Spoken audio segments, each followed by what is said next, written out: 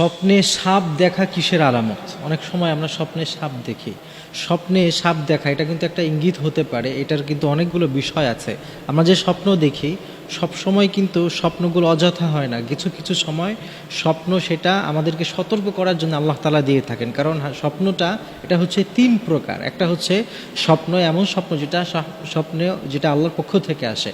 আরেকটা স্বপ্ন আছে যেটা শয়তানের পক্ষ থেকে আসে। আবার আরেকটা স্বপ্ন আছে খেয়ালি স্বপ্ন, যেটা আমরা সারাদিন যা চিন্তা করি সেটাই অনেক সময় আমরা স্বপ্নের মধ্যে দেখি। তো এই যে স্বপ্ন যেটা আল্লাহ তাআলার পক্ষ থেকে আসে, অনেক সময় কিন্তু আমাদের জন্য একটা ইঙ্গিত বহন করে। বিশ্বের অত্যন্ত বিশ্ববিখ্যাত একজন স্বপ্নের ব্যাখ্যাকারক আল্লামা ইবনে সিরিন রাহিমাহুল্লাহ, তিনি তার কিতাবের মধ্যে বলেছেন, যারা স্বপ্নে সাপ দেখে এটার কিন্তু কয়েকটা কারণ হতে পারে, কিছু ইঙ্গিত হতে পারে।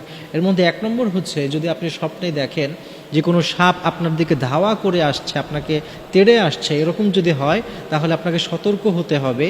হতে পারে যে এটার ইঙ্গিত হচ্ছে যে আপনার সামনে শত্রুতা বাড়বে বা শত্রুরা আপনাকে কোনো কিছু করার জন্য ষড়যন্ত্র শুরু করেছে, তো আপনাকে সতর্ক হতে হবে। আর যদি আপনি স্বপ্নে দেখেন যে সাপটা আছে সেটাকে যদি অনেক বেশি কালো রঙের দেখেন, যে অনেক বেশি কালো, তাহলে বুঝবেন যে আপনার শত্রু অনেক শক্তিশালী হবে, তো আপনাকে সেইভাবে প্রস্তুতি নিতে হবে। আর যদি আপনি স্বপ্নে দেখেন যে সাপটা আছে সেটা যদি আপনার নিজের ঘর থেকে বের হচ্ছে, এরকম যদি দেখেন যে আপনার ঘর থেকে বা আপনি যেখানে থাকেন সেখান থেকে সাপ বের হয়ে আসছে, তাহলে এটার ব্যাখ্যা হচ্ছে, হতে পারে আপনার যারা আপনজন আছে, আপনার যারা আত্মীয় স্বজন আছে, তাদের থেকেই কেউ আপনার জন্য শত্রু হয়ে যাবে বা শত্রুতা পোষণ করছে বা ষড়যন্ত্র করছে, এটা মিনিং হতে পারে।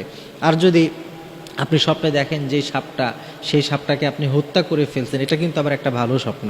আপনি যদি স্বপ্নে সাপকে হত্যা করে ফেলেন, এইটার দ্বারা ইঙ্গিত এটা বহন করে যে আপনি যে শত্রু আসবে আপনি তার উপর বিজয় লাভ করবেন ইনশাআল্লাহ। এই জন্য এই সব যেই স্বপ্নগুলো আছে, সাপের এই ধরনের স্বপ্ন দেখলে কিংবা কোনো বাজে স্বপ্ন দেখলে আপনি যার তার কাছে বলবেন না। যার তার কাছে স্বপ্ন বলা এটা কিন্তু ঠিক নয়। কারণ অনেক সময় আছে অনেকেই না বুঝে একটা খারাপ মন্তব্য করে ফেললো, একটা ব্যাখ্যা দিয়ে ফেললো, তো যেভাবে ব্যাখ্যা দেওয়া অনেক সময় কিন্তু সেটা ঘটে যেতে পারে। এই জন্য যার তার কাছে স্বপ্নের ব্যাখ্যা চাবেন না। কোনো আলেমের কাছে বা যারা এটা নিয়ে কাজ করে তাদের কাছে আপনি জিজ্ঞাসা করবেন। আর যদি খারাপ স্বপ্ন কখন আপনি দেখেই ফেলেন, তখন বিশ্বনবী যে আমাদেরকে শিখিয়েছেন, সাথে সাথে যখনই আমরা স্বপ্ন দেখব, এরপরে যখনই ঘুম ভাঙবে আমরা যেন পড়ি আউযু বিল্লাহি মিনাশ শাইতানির রাজিম। কারণ অনেক সময় খারাপ স্বপ্ন শয়তানের পক্ষ থেকে আসে, আমরা এই জন্য সেই শয়তান থেকে আল্লাহর কাছে আশ্রয় চাইব।